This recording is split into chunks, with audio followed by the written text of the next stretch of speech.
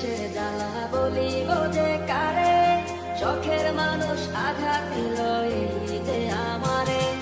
তার ভাবনায় পড়ে থাকি চাঁদের আলোয় বসে, এখন সে যে অন্যের ঘরে থাকে অন্যের সাথে।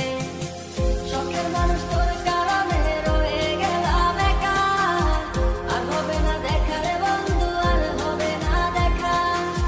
শখের মানুষ তোর কারণে রয়ে গেলাম একা, আর হবে না দেখা রে বন্ধু, আর হবে না দেখা।